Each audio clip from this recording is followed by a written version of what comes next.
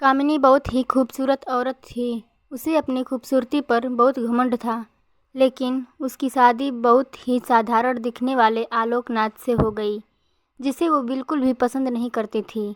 आलोकनाथ दफ्तर के मार्केटिंग विभाग में क्लर्क का काम करता था। महीने के 15 दिन वो टूर पर ही रहता। तनख्वाह भी ठीक ही थी, लेकिन कामिनी की हर दिन नई नई फरमाइशों को पूरा करने के चक्कर में महीने के पहले हफ्ते ही उसकी सारी तनख्वाह खत्म हो जाती थी। एक दिन की बात है, सुबह का समय था। कामिनी बिस्तर पर लेटी हुई थी। तभी आलोकनाथ ने उसे जगाते हुए कहा, क्या बात है कामिनी, आज बहुत देर तक सोई हो? कामिनी, अरे जिसकी किस्मत ही सो गई है वो जाग कर क्या करे। आलोकनाथ बोले, क्या बात है, आज सुबह सुबह ही ताने। कामिनी, तो क्या चाहते हैं आप? सुबह सुबह आपकी आरती उतारना शुरू कर दूं या पैर दबाऊं? आलोक समझ गया कि कामिनी को कोई चीज़ चाहिए, क्योंकि जब उसे कोई चीज़ चाहिए होती थी वो इसी तरह का नाटक करना शुरू करती थी। आलोकनाथ, अरे क्या चाहिए तुम्हें, बोलो ना। कामिनी, हाँ हाँ, बोल तो ऐसे रहे हो जैसे चांद तारे लाकर दे दोगे मुझे। कितने दिनों से आपको सोने की रिंग के लिए बोल रही हूँ, लेकिन तुम हो कि एक कान से सुनकर दूसरे कान से निकाल देते हो। आलोकनाथ, अब जितनी हैसियत मेरी है उतना ही तो कर पाऊँगा मैं, और अभी मेरा हाथ तंग है। 2-3 महीने रुक जाओ ना, फिर दिला दूँगा मैं। कामिनी, तो फिर मुझसे पूछते क्यों हो क्या चाहिए? जाइए अपना काम करिए, मेरे सिर में बहुत दर्द है। आलोकनाथ, क्या करता?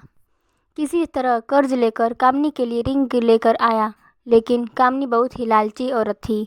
उसे हमेशा कुछ नया चाहिए होता था। इस बीच कामिनी के पड़ोस में एक नया शादीशुदा जोड़ा अमन और सुप्रिया रहने के लिए आए। जब अपनी बड़ी सी कार में से अमन और सुप्रिया उतरे तो कामिनी अपनी बालकनी से उन्हें घूरते हुए सोचने लगी। कामिनी मन में, वाह कितना हैंडसम लड़का है, क्या मस्त कपल हैं दोनों, काफ़ी अमीर भी लग रहे हैं दोनों, कितनी महंगी कार है इनकी, और एक मेरे पति हैं, न शक्ल अच्छी है और न ही कमाई। कामिनी को जब पता चला कि ये जोड़ा बिल्कुल उनके बगल में रहने वाले के लिए आया है, तो वो उनसे दोस्ती करने के लिए मचल उठी। खास तौर पर अमन से उसकी दोस्ती करने की बहुत इच्छा हुई थी। एक दिन वो उनके घर गई। उसने दरवाज़ा खटखटाया। दरवाज़ा अमन ने ही खोला। सामने से अमन को देखकर वो और भी लट्टू हो गई। कामिनी, जी वो मैं आपके पड़ोस में ही रहती हूँ, थोड़ी चीनी चाहिए थी मुझे। अमन, जी अभी देता हूँ। अमन, सुप्रिया, सुप्रिया जरा कटोरी में चीनी तो ले आना। सुप्रिया चीनी लेकर आ गई। अमन ने उसे कामिनी को देते हुए कहा। इसी बीच कामिनी की नज़र अमन के घर पर थी। काफ़ी महंगी और एंटीक चीज़ों से सजा हुआ था उनका घर। को चीनी की कटोरी दी तो उसकी नज़र सुप्रिया के गले में पहने नेकलेस पर गई। उसने अंदाज़ा लगाया कि ये डायमंड का ही होगा। सुप्रिया और अमन दोनों ने कामिनी को घर के अंदर आने को कहा, तो उसने कहा कि फिर किसी दिन। कामिनी जब चीनी की कटोरी लेकर अपने घर गई तो आलोकनाथ की नज़र उस पर गई। आलोकनाथ, अरे घर में तो इतनी सारी चीनी पड़ी है, फिर तुम पड़ोस से मांग कर क्यों लाई? कामिनी, ये बात आपकी समझ में आ जाती तो आप अपने ऑफिस में क्लर्क नहीं होते। धीरे धीरे कामिनी अब अमन और सुप्रिया से दोस्ती करने लगी। जल्द ही वो उनका विश्वास जीतने में कामयाब हो गई। कभी कभी सुप्रिया किसी काम से बाहर गई होती तो उस सुप्रिया की गैरहाजिरी में अमन के पास चली जाती थी और घंटों उससे बातें करती। अमन हंसते हुए, अरे बस करिए भाभी, आप तो हंसा हंसा कर जान ही ले लेंगी। कामिनी, अरे ऐसा मत कहिए अमन, आपकी जान हमारे लिए बहुत कीमती है, हम तो आपके लिए अपनी भी जान दे सकते हैं, एक बार बोलिए तो। अमन, ये क्या कह रही हैं?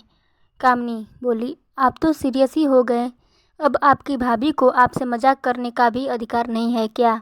डायरेक्टली वो अमन को कई तरह के इशारे भी करती और उसे अपने झूठे प्रेम के जाल में फंसाने की कोशिश भी करती, क्योंकि पता था कि अमन बहुत ही अमीर है और वो उसकी सारी ख्वाहिशें पूरा कर सकता है।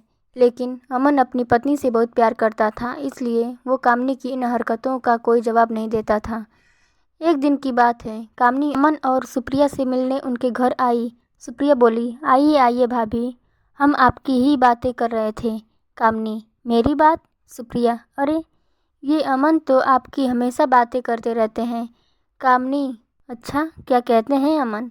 सुप्रिया, यही कि आप बहुत अच्छी हैं, कितनी मज़ेदार बातें करती हैं। आपके पड़ोसी जैसे मिलना तो आजकल के समय में बहुत ही मुश्किल है।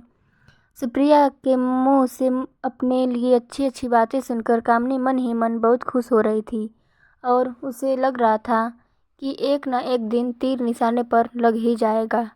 इस बीच सुप्रिया के भाई की शादी तय हो गई। उसके मायके वाले उसे बार बार बुला रहे थे, इसलिए सुप्रिया को शादी के 20 दिन पहले ही जाना पड़ा।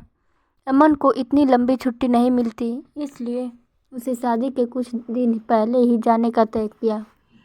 इधर कामनी को जब पता लगा कि सुप्रिया 20 दिनों के लिए अपने मायके जा रही है तो उसने मन ही मन एक प्लान बनाया। कामनी मन में, यही सही मौका है अमन को फंसाने का। आलोक भी बाहर है और सुप्रिया भी अपने मायके गई हुई है। सुप्रिया को अपने मायके गए हुए अभी 2 ही दिन हुए थे। रात को 9 बजे कामनी ने अमन का दरवाज़ा खटखटाया। अमन जरा देर से दरवाज़ा खोला। कामिनी, क्या बात है अमन, बहुत देर कर दी दरवाज़ा खोलने में? अमन बोला, अरे भाभी, वो किचन में रोटियां बना रहा था। आपको तो पता है ना, मुझे बाहर का खाना बिल्कुल भी पसंद नहीं है। कामिनी, अरे तो मुझे कह दिया होता, मैं बना देती। लगता है आप मुझे पराया समझते हैं। अमन, अरे नहीं नहीं भाभी, ऐसी बात नहीं है, मुझे खाना बनाना अच्छा लगता है। कामिनी, लेकिन मुझे ये अच्छा नहीं लगता कि मेरे रहते हुए आप किचन में खाना बनाएं। कामिनी भले ही अपने घर में कम खाना बनाती थी, लेकिन यहाँ तो उसका मकसद कुछ और ही था। वो किचन में गई और उसके लिए फटाफट खाना बनाने लगी। उसने ना सिर्फ खाना बनाया बल्कि अमन को खिलाया भी। अब तो कामिनी सुबह और शाम उसके घर आती और उसका खाना बनाती। अमन को कामिनी का ये स्वभाव बहुत अच्छा लगा। एक दिन अमन, कामिनी भाभी, मैं आपको क्या कहूँ, सच में आप मेरी बहुत मदद कर रही हैं। नहीं तो खाना बनाना और ऑफिस भी संभालना सच में बहुत मुश्किल काम है। एक दिन की बात है, कामिनी सुबह सुबह अमन के घर आई और अमन को लगा कि हर दिन की तरह वो खाना बनाने आई होगी, लेकिन हर दिन वो 8 बजे आती थी, लेकिन आज तो 7 बजे ही आ गई थी। कामिनी, अरे अमन, वो क्या है ना कि आज मेरा शावर खराब हो गया है। बुरा ना मानो तो मैं आज तुम्हारे बाथरूम में नहा लूँ? अमन ने हाँ भरी। इधर कामिनी ने तो किसी और फिराक में थी। उसने अमन के बाथरूम में कैमरा छुपाया और उसने ऑटोमेटिक क्लिक बटन ऑन कर दिया। थोड़ी देर में वह ज़ोर ज़ोर से चिल्लाई। अमन डर गया कि आखिर क्या हो गया। वो भागा भागा बाथरूम के पास गया। उसे देखकर कामिनी अचानक से उससे लिपट गई और उसे ज़ोर से पकड़ लिया। अमन को समझ नहीं आ रहा था कि आखिर हुआ क्या। इधर कैमरा अपना काम कर रहा था। कामिनी बहुत देर तक जब उससे लिपटी रही तो अमन को भी अच्छा लगने लगा, लेकिन अचानक अमन को लगा कि उससे गलती हो रही है, इसलिए उसने उसे झटके से हटाया। कामिनी, ओह सॉरी अमन, वो क्या है ना कि नहाते नहाते अचानक से पता नहीं कहाँ से 2-2 छिपकली बाथरूम में निकल आईं। उसे देखकर ही मैं डर गई और ज़ोर से चिल्ला पड़ी। अमन अब भी कामिनी से अपनी नज़रें नहीं मिला पा रहा था। इधर कामिनी अपने प्लान में कामयाब हो गई थी। अमन के साथ उसकी सारी तस्वीरें कैद हो गई थीं, जिसमें उन दोनों ने एक साथ एक दूसरे को गले लगा रहे थे। अगले दिन वो सारी तस्वीरें अमन को लिफाफे में अपने घर के बाहर पड़ी मिली। उन तस्वीरों को देखकर उसका दिमाग झन्ना गया। तभी कामिनी वहाँ आ गई। उसके हाथ में भी एक लिफाफा था। कामिनी, अमन ये देखो, किसी ने कल हमारी तस्वीर खींच ली और वो मुझे ब्लैकमेल कर रहा है और कह रहा है कि अगर मैं 1 लाख रुपए उसे नहीं दूंगी तो ये तस्वीर मेरे पति को दिखा देगा। अमन देखो, मैं एक सीधी सादी भारतीय नारी हूँ, मुझे नहीं पता कल किसने ये हरकत की। अमन को कुछ भी समझ में नहीं आ रहा था। उसने 1 लाख रुपए कामिनी को दे दिए। हालांकि उसे कामिनी पर रत्ती भर भी शक नहीं था, लेकिन कामिनी ने एक बार फिर उससे 5 लाख रुपए मांगे तो उसका दिमाग ठनका।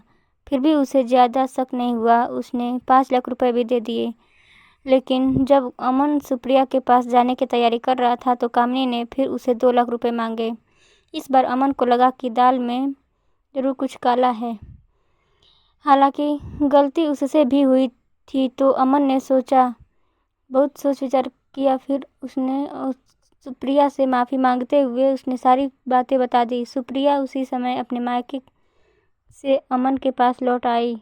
उस दिन कामिनी जब शाम को 2 लाख रुपए लेने आई तो उसने सुप्रिया को देखा। सुप्रिया को देखकर उसका चेहरा उतर गया। कामिनी, अरे तुम कब आई सुप्रिया? सुप्रिया, जी अभी आई हूँ भाभी। बाद सुप्रिया ने अमन और कामिनी की सारी तस्वीरें उसे दिखाई और कहा, सुप्रिया भाभी, आपने मुझे बताया क्यों नहीं कि कोई आपको इन तस्वीरों के लिए ब्लैकमेल कर रहा है? मैं अभी इन तस्वीरों को लेकर पुलिस स्टेशन जा रही हूँ। पुलिस का नाम सुनते ही कामिनी के होश उड़ गए। उसे अपनी पोल खुलने का डर सताने लगा। उसने पुलिस स्टेशन न जाने की बात कही उनसे, लेकिन सुप्रिया अड़ी रही। आखिरकार कामिनी टूट गई और रोते रोते अपना गुनाह कबूल कर लिया। सुप्रिया, मुझे शर्म आती है आप जैसी औरतों पर जो अपने मतलब के लिए दूसरे मर्दों को फंसाती हैं। अरे आलोक भैया में क्या कमी है?